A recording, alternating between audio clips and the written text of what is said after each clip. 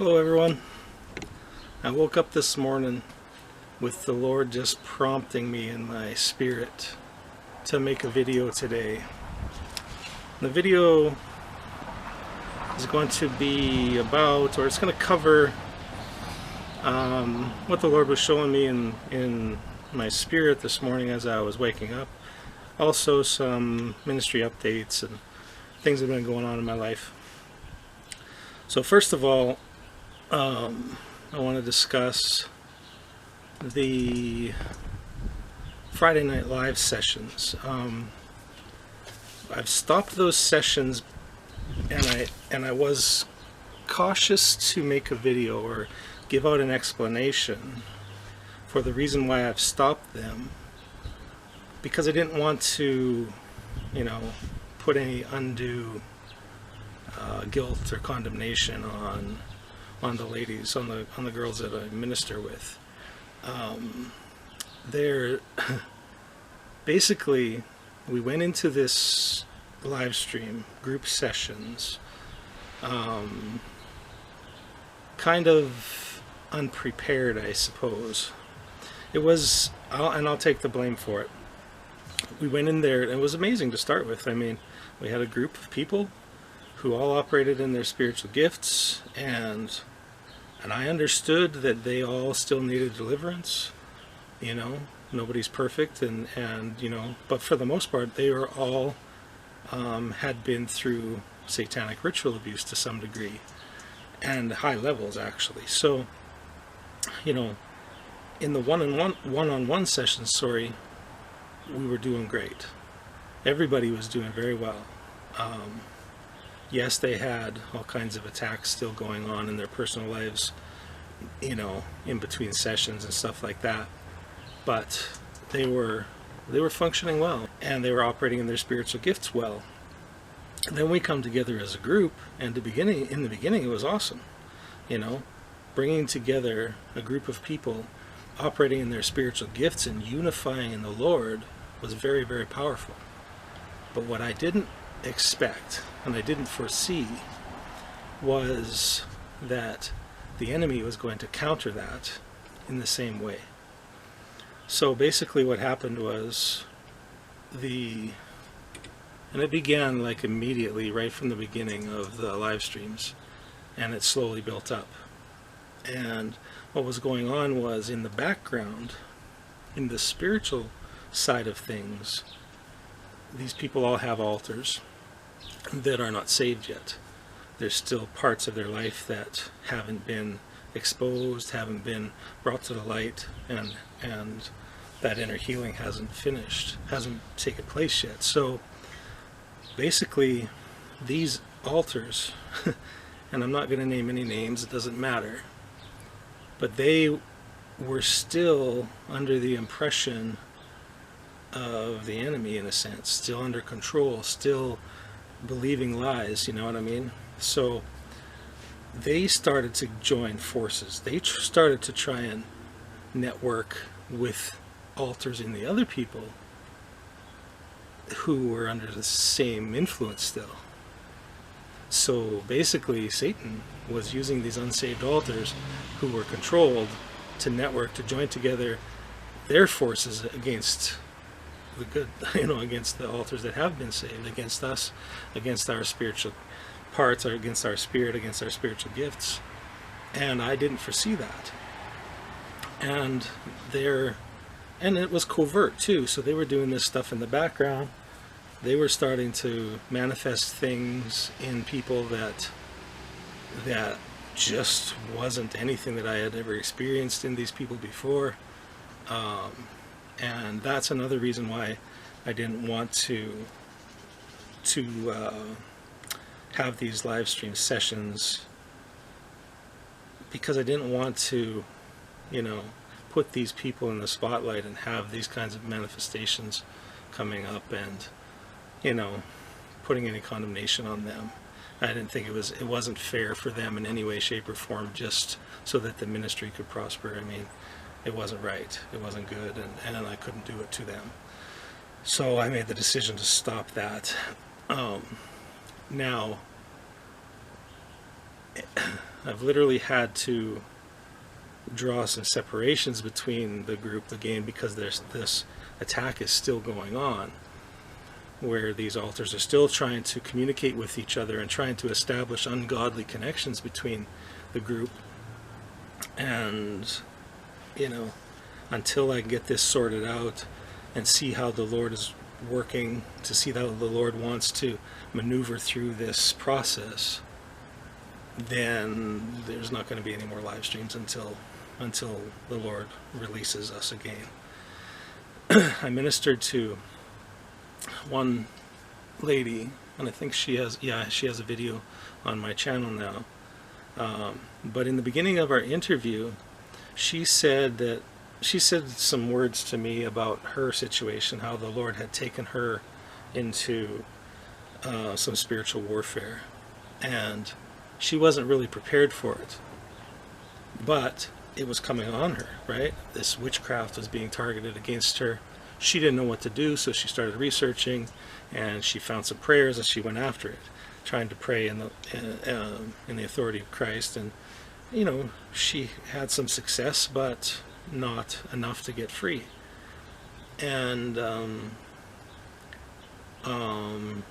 you know, and she battled and battled and battled for, I'm not sure how many months, but a while. So, but what she said was, the Lord took her in, showed her what was going on, allowed her to battle for a while, and then pulled her back so that she could come back, regain her footing, learn what she needed to learn, and then go back into battle again.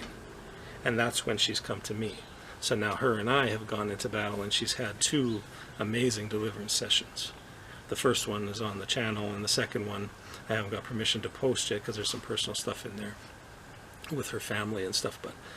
But you know, that just rang bells in my mind for this ministry and what's happened with the live stream, because the Lord literally took us into some very deep warfare, territorial warfare on a global level, you know what I mean, and stuff like that, and then the joining of forces and the power and unity, when your spiritual gifts start operating together in unity in Christ. It's very, very powerful. But I wasn't prepared, and none of us were really prepared for the enemy uniting that way as well, in darkness, and trying to, you know, sabotage the work that we're doing. And really it was, you know, it caused us quite a bit of problems over the last few weeks. So anyway, that's one thing I wanted to let you know, and you know, just let you know where things are at as far as the live streams go. I may go on there at some point and do some individual live streams, Q&As, or you know, teachings, talking to people, you know, answering questions, stuff like that. I'm not sure when, as the Lord leads. It'll just kind of show up. I'll just show up one time on live stream, and you know, go from there. So anyway, the second thing that I want to update you guys on is the situation with my son. I haven't updated you guys ever since I made a video a long time ago when he got sentenced, and he was sentenced to, was it 15 months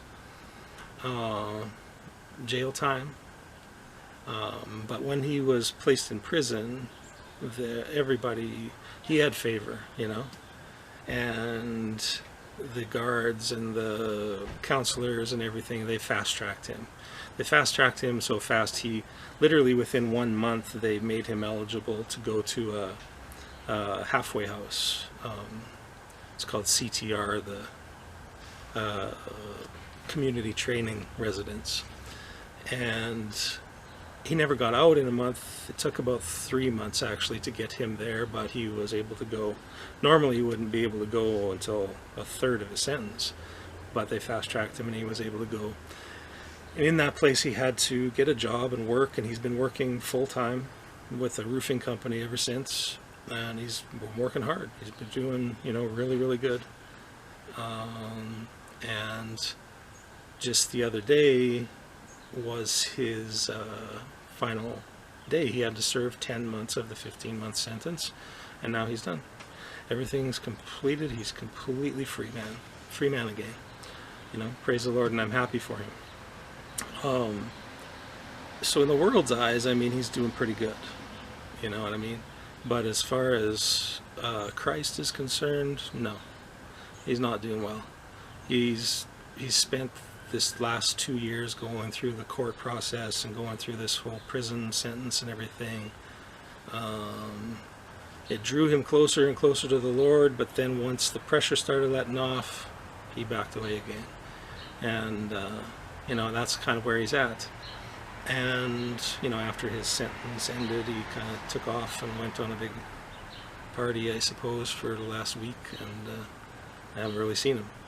So, I guess what I'm getting at is, what this is leading to is, now it's time for me to, like, release him. I was here for him. I was here through his whole sentencing, the whole court case, the whole prison sentence, when he was released from CTR, or from prison into CTR. He spent a few months in there, and then they released him literally to me. I sponsored him, and he's been living at home with me for the last 4 months, something like that. I'm working. So, you know, that was all awesome. But let me back up here too. I'm going to back all the way up to when I first moved to Prince Albert. This city that I'm in now, I didn't know why I was coming here.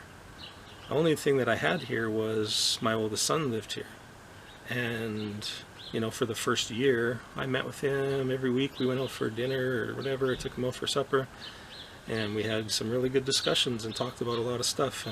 And you know, kind of reestablished our relationship, I guess. Now he's since moved away. He went to Alberta back to live near his mother, and he's got a really good job out there. He's working in highway construction or something like that. I think he's driving heavy equipment, or he will be soon, whatever. He's doing good, and he's making lots of money, but far from the Lord as well. But anyway, after he left, I didn't know why I was in PA.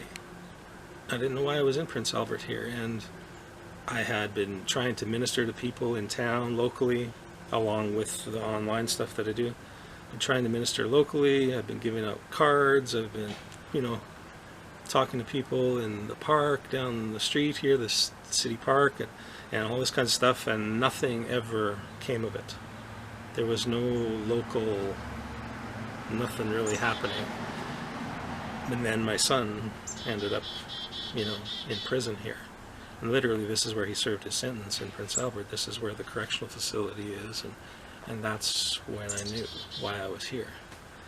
And I needed to be here to support my son, because prior to his conviction, I mean, he was 18 years old when he was convicted or sentenced, but prior to being arrested, he was literally, he didn't know anything of the world. He had lived at his mother's. He stayed in the basement all the time. All he did was party. He didn't really have he had a job prior to that, but part-time job, and that's all he had ever known. He had never had to look after himself. You know what I mean? And now he was thrust into this situation, and he's had to grow up really fast. And, you know, and I needed to be there to help him through this whole process. But now, it's time for him to get out. He's an adult now. It's time for him to get out in the world and go do his thing, whatever it's going to be. I mean, if he was going to follow the Lord and want to serve the Lord, then he could. I would gladly allow him to stay here and grow in that, but that's not what he wants to do right now. So over the last few weeks, the Lord has been prompting me that there's a move coming. And I didn't understand where or when or how, but I knew in my spirit that there was a move coming. And this morning I woke up with just this leading, and I was in my spirit, there was just all these thoughts coming to me about moving and stuff. And over the last little while, I've been starting to look again online for properties and places where I might move to and try and purchase a property somewhere. Just kind of looking around. I wasn't quite sure what the Lord wanted me to do yet. I'm not completely prepared at the moment, but as far as a down payment and all that. But I started looking around, and sure enough, I found a church, just like I had been prompted to a long time ago. If you look back in my videos, I got a video with me standing in front of an big old church. First of all, I just want to thank you guys, everybody that's praying for me, everybody that's praying for my family, for the ministry. I can't express how much I appreciate it. Your prayers are everything. When you're in this kind of a ministry, Satan doesn't like it, and he sends a lot of attacks. So I really appreciate your prayers and also your support, your donations. Everybody that sent donations in, I thank you so much. The donations are coming in, and that's great. And I plan to take that money and I plan to use it for God's glory in some way, shape, or form. Recently, I've been looking online trying to find a place to purchase, because somewhere where the ministry can be housed from, and possibly even a place where I can live and minister out of. I've been looking online, and there's places just like this building right here. I mean, this is an old Ukrainian Catholic church or whatever, but this thing is huge. But up in the country, all over Saskatchewan and Alberta, and all over the place, there's abandoned churches for sale. And I've literally found one for $2,000. It's not going to be what I need, that one building, but there's lots of them out there, and I'm looking, and I'll see what the Lord has in store, and we'll just go from there. I'm just looking by faith and trusting that the Lord has something for me. I believe He does, and a place where people can come. Hopefully I'm close enough to an airport that people can fly in and come for ministry, stay for short periods of time, come for ministry. If they want to fly in for baptisms, whatever it is, just to visit, whatever it is. I'm looking for that place. So I just ask you to keep me and the ministry in your prayers, and bind the enemy and everything that he tries to hinder. Do not allow him to steal this ministry away from me and from the people who need it. And I just appreciate you guys. I just want you to know that, and I thank you so much for all your prayers and support. And in that video, I talk about finding a church in a small community for a lot less money than trying to find some place in the city or whatever. And I found a place, and I'll throw up some pictures here. They're asking $59,000. In my communication with them, they said they're willing to deal. So I'm definitely going to try and get it for less than that. It's a solid building. You can see that it's firm, it's square, the roof is good, the interior is good. It's noted that they've insulated the basement. They re-insulated the main floor of the sanctuary as well. It's just a solid building for the price. It's also approximately an hour from the capital city in my province, so people could easily fly in and only have an hour drive to come for a visit. It's just everything that I've been looking for, and I pray that this is the place that the Lord has for me. We'll see, but everything about it is what I've been looking for.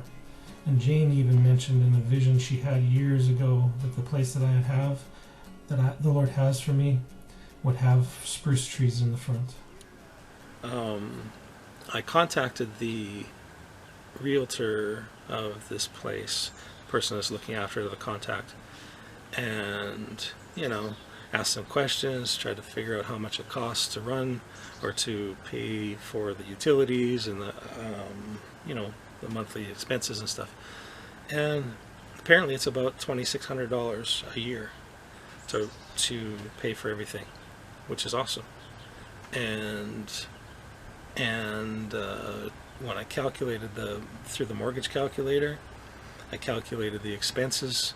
I could literally have the place with a mortgage for between $200 and $250 a month.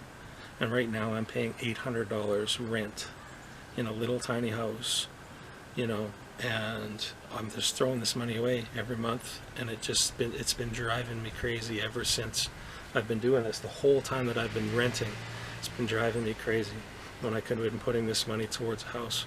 But I couldn't get a mortgage and purchase a place because I didn't have a verifiable income. So and I had to have 2 years of income tax documentation to prove my income. So I couldn't claim the donations that everybody was giving over the last the year prior to the last 2 years. I couldn't claim all of that because I hadn't, didn't have to include it on my income tax. Once I got to a certain level of income, then the government forced me to claim it. Once you got up to $20,000, then the government, you have to claim that money as income. And and so I've had to do that, and I've had to make this ministry a home-based business basically, and I've claimed it. And so now I've finally got 2 years of income tax returns. I've got proof of income. I've got everything. I've got good credit. I've got everything I need so that I can go purchase a place.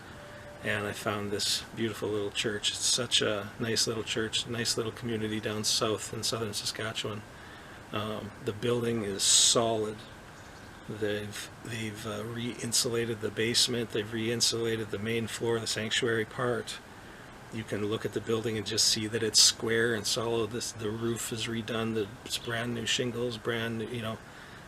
It's just nice and solid building. And it has everything that I need, and it has a second lot that comes with it. So if the ministry was to grow at some point, I could build on. I could build another building. I could build, who knows what place for people to come and get ministered to there, if that's what the Lord leads to. Whatever He wants to do, I could do in that second lot. And the biggest thing too is that I want to make sure that I want to reduce my monthly costs, because right now my monthly costs just to pay for my bills and food and just the regular bills is about $1,600 a month here in the home that I'm in now. And then on top of that, I got car insurance and whatever else comes up, and and then of course the internet fees and website fees and Zoom fees and all these kinds of things on top of all that. And I pay $800 a month rent, but if I was to get this other place, I could be paying as little as $215 a month. That's $600 savings a month right there. And plus it's a small community, and I won't be spending extra money on fast food and all that kind of junk that I don't really need anyway. So I think this is a really good opportunity for me. And what the Lord was prompting me this morning when I woke up, I was thinking about this church, and I was, in my mind, before I was even awake, I was picturing the church. I was picturing everything that I need to do and all that kind of stuff. Oh yeah, and I wanted to mention too, I went online to my bank website, and I went in there to do a mortgage pre-approval thing, just to see where I stood, and their calculator approved me for $85,000 to $100,000 mortgage. And then I automatically got an email list sent to their mortgage broker, and she contacted me right away So I talked to her and I told her my situation, and I had talked to her previously before when I was looking, and I didn't have proof of income back then, so I couldn't get a mortgage before.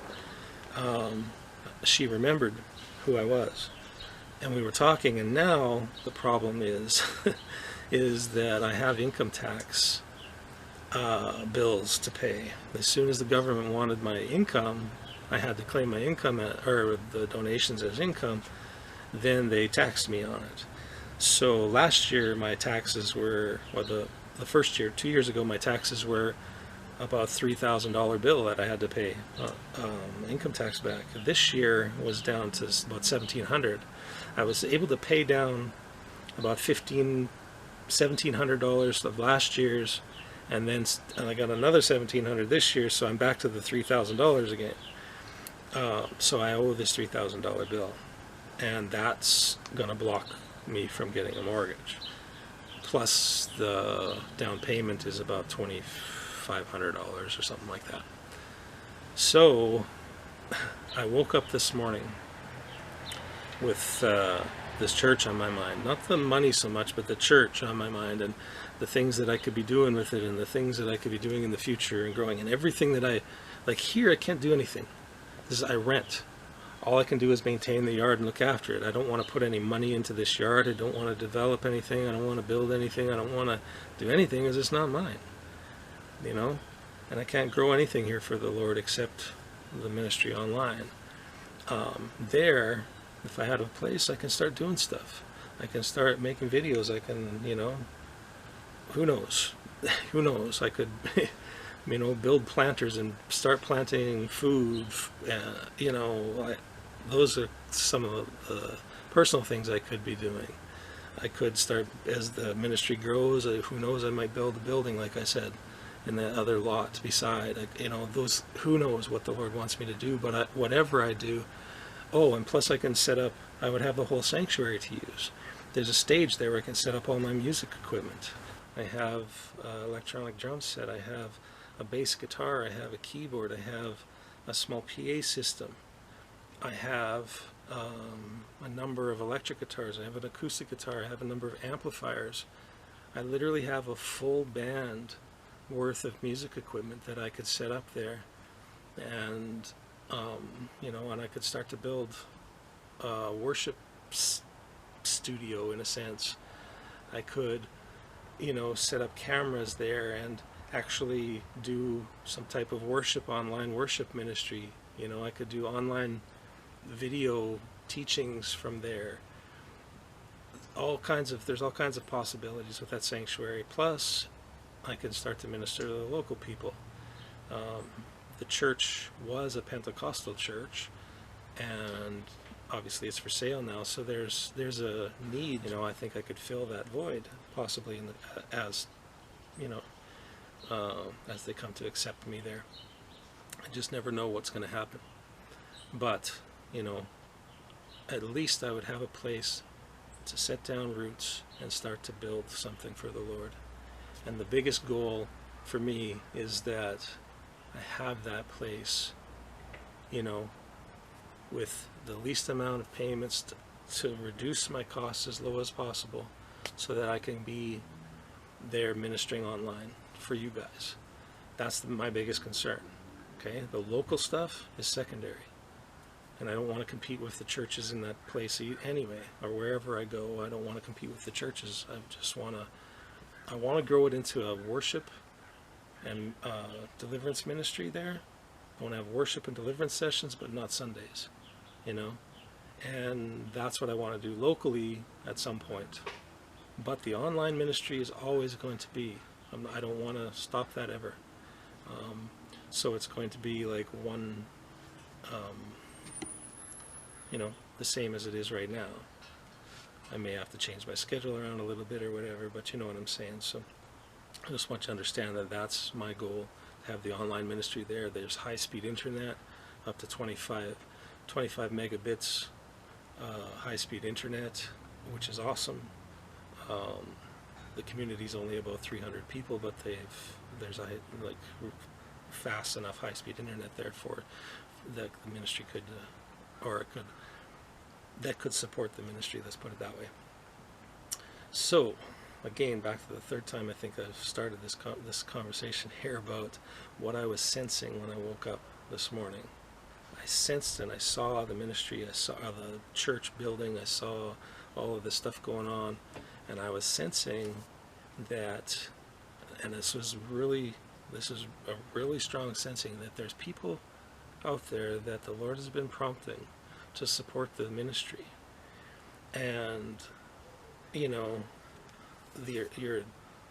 whoever these people are, your initial thought was, regular donations, $100 or $200 or something like that. But the Lord is prompting you for more, and there's something that's holding you back, and you're just not sure that you're supposed to give that much. It doesn't seem right. But I felt like the Lord prompted me to make this as a confirmation to you that the Lord is prompting you to give a donation in an amount higher than an average donation. Something that could help me get this ministry started, or to help me get this property and get the ministry going there. So basically, I believe there's some out there that can do that. When I looked back at the what do you call it? The scriptures of the Good Samaritan, and I talked about this in one of the live streams. There was a man, who had been robbed and beaten within an inch of his life, and stolen. Everything of his was stolen. And the Good Samaritan came along and helped him, picked him up and took him to the inn and helped him get back on his feet, and then gave the innkeeper money and said, look after him. And he said, if this isn't enough, I'll be back and I'll cover any of your costs, what it's going to cost. And that story really, really hit me in the past when I first thought about it in a different way. The Lord tells us to be good Samaritans. He wants us to go out and do these things, to look after people. And the Good Samaritan brought this beaten man who had been, everything of his had been stolen. And that's what Satan does. He comes and steals everything that he can from people, like the people that are coming to this ministry. And in essence, I'm like the innkeeper, and you guys are like the Good Samaritans, you supporters of this ministry. You're leading people to this ministry. You're bringing them to the inn, and then you're helping them get prayer and get started in their deliverance and restoration and inner healing. And then you give to the innkeeper to help them, and if they need more, you come back and give more. That's what a financer does. That's what a Good Samaritan does. And here's my chance right now to have the inn that I need, to have the building, the property, and that place where I can minister from. So I guess I'm just asking you guys to seek direction from the Lord. If you're one of the ones that's being prompted to give on a higher level, I hope that this is confirmation for you. I pray that this is confirmation for you. If there's the other people, I just pray that you would seek the Lord for direction on how you can help this ministry continue. The people that come to me are the ones that are down and out, the poor and the poor in spirit, the poorest of the poor, and the poorest of the poor in spirit, really. We're ministering to people who have been through some of the most horrific ritual abuse you can imagine. We're ministering to some of the worst traumas there is in the world. And it's pretty amazing the work that the Lord's doing here. And these people don't usually have the finances to support themselves, or to pay for ministry, or to pay for, to support a ministry like this. They need people to come in and be the Good Samaritan, the one that comes and helps the innkeeper with finances. So if that's you, and if the Lord's prompting you to do so, then please, donate through PayPal on my channel. There's a check mark when you click on the PayPal link. There's a check mark to put a monthly donation. You could do it that way, whatever the Lord leads you to do. But I pray that if you have any extra to help me get this $5,000 to $6,000, the money that I'm seeking to pay the down payment and to pay off my income tax so that I can get this mortgage, I would really truly appreciate that. It would get me to a place where I could literally, I believe that this ministry would last forever if I had that place, because it's a place that's affordable. It's a place that I can handle the payments. The payments would be reduced so much, and it's I think that it would literally give me that opportunity to have a place of ministry that would last the rest of my life, unless the Lord leads me otherwise. But still, I would be putting the money that I'm getting towards something and building something for the kingdom of God rather than giving it away to some landlord. So seek the Lord's direction. I hate asking for money, you know what I mean? I hate that. But I just really felt the prompting of the Lord today to make this video and to put it out there for you. Seek the Lord and see where it comes, or see what comes of it, and go from there. And if it's the Lord's will, it'll happen, and perhaps it's not this building, but every time I get promptings like this to make videos, those videos last and they stay and they really, have an impact. So I had to be obedient, make the video today, and see where it goes. Alright, I give all the praise and all the glory to the Lord Jesus Christ for everything He does, and I pray that the Lord blesses you mightily. In Jesus' mighty name, God bless.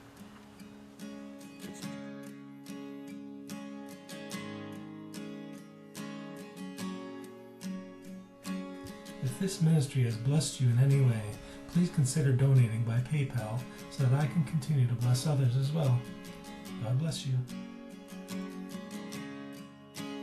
Come thou fount of every blessing, to my heart to sing thy grace. Streams of mercy never cease, call for songs of loudest praise. Teach me some melody sung by flames.